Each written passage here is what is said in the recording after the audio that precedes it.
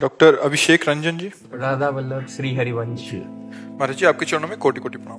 महाराज जी, शयन शक्ति बढ़ाने हेतु आपसे आदेशित होकर मैंने नाम जप और बढ़ाने के साथ साथ किसी भी प्रतिकार या प्रतिकूलता किसी के द्वारा मिलने पर न ही प्रतिकूल या विरोध करता हूँ। पहले गलती ना होने पर गुस्सा या प्रतिकार करता था। श्री जी कृपा से प्रतिकूलता पर अब ये सब सहन कर जाता हूँ। प्रभु जी, कई बार बहुत बड़ी बात है। हाँ, बहुत बड़ी बात जी। अश्रु अपने आप आने लगते हैं। कई बार एक भक्त के रूप में परीक्षा समझकर, कई बार पूर्व प्रारब्ध भोग कर, कई बार घोर परिस्थितियों में भी सिर्फ श्री जी का दास शक्ति मिली। बहुत बढ़िया, बहुत कृपा है महाराज श्री, दास भाव में श्री जी की कृपा, अलग सुकून, अलग निश्चिंतता, निर्भयता। गुरु जी, क्या सहिष्णुता बढ़ने से दास भाव और पुष्ट होता है? हाँ, पुष्ट होता है, उसी से पुष्ट हो। सहित सहित बाढ़े भगति गृह तनु गुरु हितगार। वाणिज्य में लिखा है कि जो जितना सहन करता है उसके हृदय में भक्ति बढ़ती जाती है और उसका पूरा शरीर, मन, प्राण, जीवन वो भगवान का घर बन जाता है। गुरु भगवान ही है कि अब मेरा जीवन, मेरे प्राण, मेरा सब कुछ मेरे गुरुदेव का है, मेरे प्रभु का है। अब वो चाहे इसको सम्मान दे या अपमान दे, निंदा करवावें या स्तुति करावें, सुखमय रखें या दुखमय रखें, मेरा तो है नहीं, मैंने तो समर्पित कर दिया। बहुत ऊंची ऐसे भक्त के पीछे भागवत में निरपेक्षम मुनिम शांतम निर्वैरम समदर्शनम अनुब्रजाम्यहम नित्यम पूयेत्यंग रेणुभि। भगवान स्वयं कह रहे, जो निरपेक्ष है, किसी की अपेक्षा नहीं रखते कि आप हमें प्यार करो कि ना करो, आप हमें, कोई अपेक्षा नहीं। निरपेक्षम, किसी से कोई अपेक्षा नहीं। जब अपेक्षा नहीं तो परेशानी नहीं। अपेक्षा दुख देती है और निरपेक्षता महासुख में है। तो पहला शब्द है निरपेक्षम। जितना संसार परेशान है, अपेक्षा में परेशान है। पत्नी से अपेक्षा ऐसी, पुत्र से अपेक्षा ऐसी, परिवार से अपेक्षा, नौकरों से अपेक्षा, समाज से अपेक्षा। वो समाज की अपेक्षा कहे तो नहीं बनता, वो समाज से अपेक्षा चाहता है तो उसको परेशानी ही परेशानी मिलती है। अपेक्षा मतलब परेशानी और निरपेक्षता मतलब आनंद। आप हमारे साथ क्या व्यवहार करते हो मुझे कोई मतलब नहीं, लेकिन मैंने अपेक्षा ही नहीं की आपसे। निरपेक्षम और मुनिम। मुनिम माने हर समय मननशील, हर समय नाम जप कर रहा है। कोई व्यवहार कर रहा है तो मनन कर रहा है। इसने गाली दी तो क्यों, आखिरकार भगवान इसके अंदर है, ये हमें गाली क्यों देता? मैंने इसको तो कोई परेशान नहीं दिया। जब ये हमें गाली दे रहा है इसका मतलब भगवान गाली सुनाना चाहते, तो मुझे सुनना चाहिए। मननशील है ना, वो तुरंत मनन शुरू कर दिया और विवेक के द्वारा उसने काट दिया। संसारी आदमी द्वेष, अब वो झगड़ा हो गया, अब वो अशांति हो। और विवेकवान, जब मैंने कोई अपराध नहीं किया, गाली दे, इसका मतलब भगवान का विधान है। और भगवान का विधान मैंने तो इच्छा की नहीं थी, भगवान की इच्छा ये है तो मैं सहूंगा और आनंद से सहूंगा और वो सह जाएगा। और सह जाएगा तो अध्यात्म की भूमिका बढ़ गई। मननशील, शांतम, निरपेक्षम, मुनिम, शांतम। शांतम मतलब किसी भी परिस्थिति में विचलित ना होना। उसको लोग पागल समझने लगेंगे, उसे लोग पागल समझने लगते हैं, कमजोर समझने लगते हैं, ये काम नहीं करता, नहीं, इतने में तो उलझन हो जाती। पर वो शांत महापुरुष बनने जा रहा है। निरपेक्षम, मुनिम, शांतम। अगला है निर्वैरम।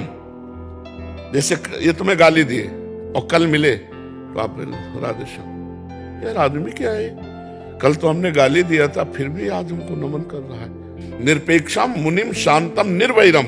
जो तुमसे नहीं बोलता, जो तुमसे वैर करता है, जो तुम्हारा अमंगल करता है, उससे भी ऐसे।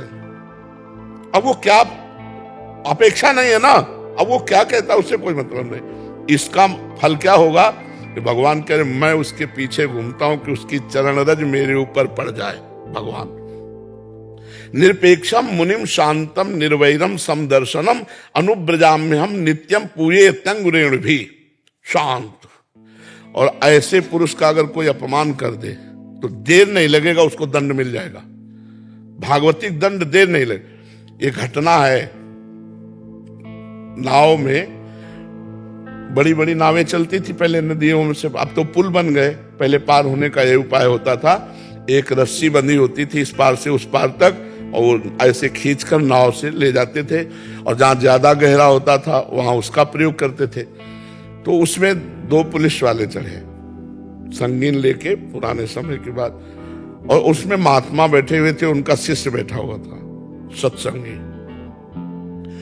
उन्होंने ऐसे जूता की ठोकर मारी, फटे पुराने संत कपड़े पहने हुए थे, गुरुजी उधर थे, शिष्य इधर था, अब जगह नहीं है। फिर बूट मारा, फिर और से खिल गया, पूरा बूट पैर पे रख दिया, वैसे राम राम राम राम, वैसे उनको कुछ नहीं बोल रहा, बहुत ज्यादा पीड़ा हुई तो राम राम राम कह के पैर अपना, पर वो पूरी नाव में गाली देना और मारते ही रहे, कभी इधर बूट मारना कभी उधर बूट मारना।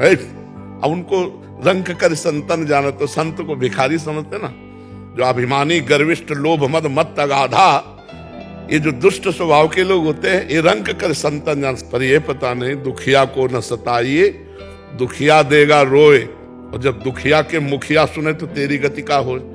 अब नाव गई तो नाव पानी में ही तो चलेगी, जहां इतना इतना पानी होता है वहां नाव तो चलेगी नहीं, तो 2-4 कदम पैदल चलना पड़ता।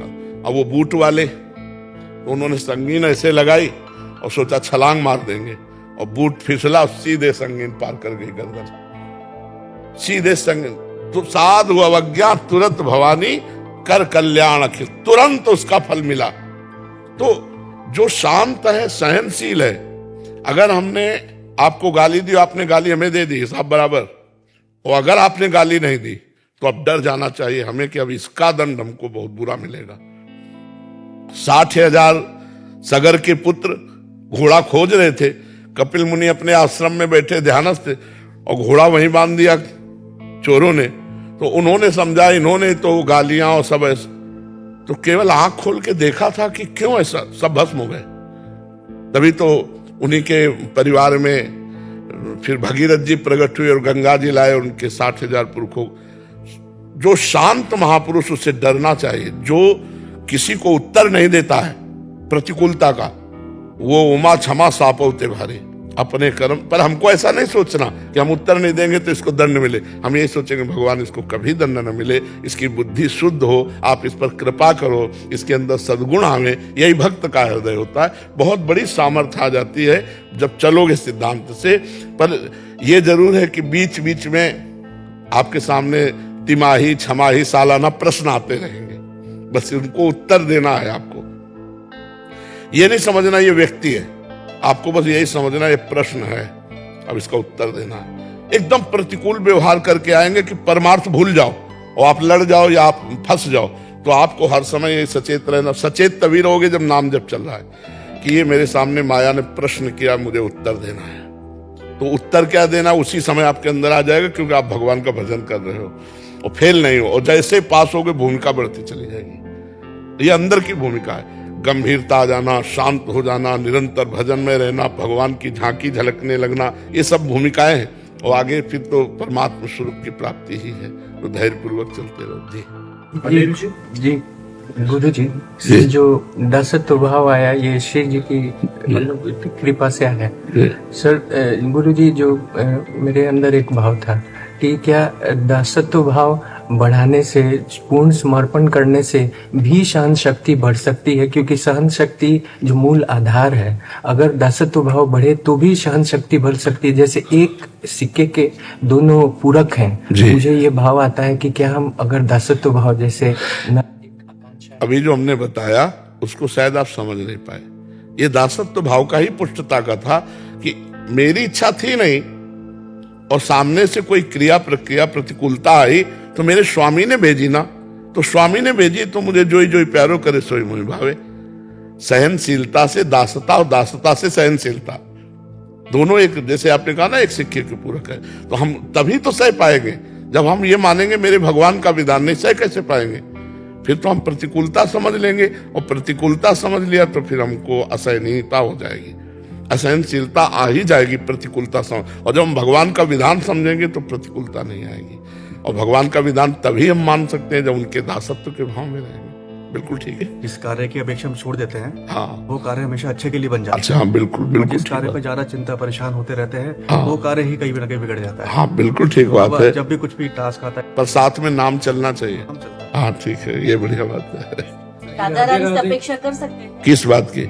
किसी भी अगर चिंतन भजन ज्यादा बढ़ाने के लिए। हाँ, ये तो मांगेंगे, उनसे नहीं मांगेंगे तो और किससे मांगेंगे? ये जी, और अपने जो राधा रानी है उनसे अपेक्षा। हाँ, बिल्कुल करना ही चाहिए। अपेक्षा हम सब करते हैं, क्योंकि उन्हीं के बल से हम आगे बढ़ते हैं, उन्हीं से हम अपनी जो मांगे होती है, चाहे लौकिक हो चाहे पारलौकिक हो, उन्हीं के सामने रखते हैं कि अगर आपको पसंद आए तो पूर्ण कर दो, नहीं से नष्ट कर दो, हमारे अंदर कामनाएं नष्ट कर दो। अपने इष्ट से, अपने गुरुदेव से तो अपेक्षा रखते ही हैं, संसार से आशा एक राम जी से दूसरी आशा छोड़ दें।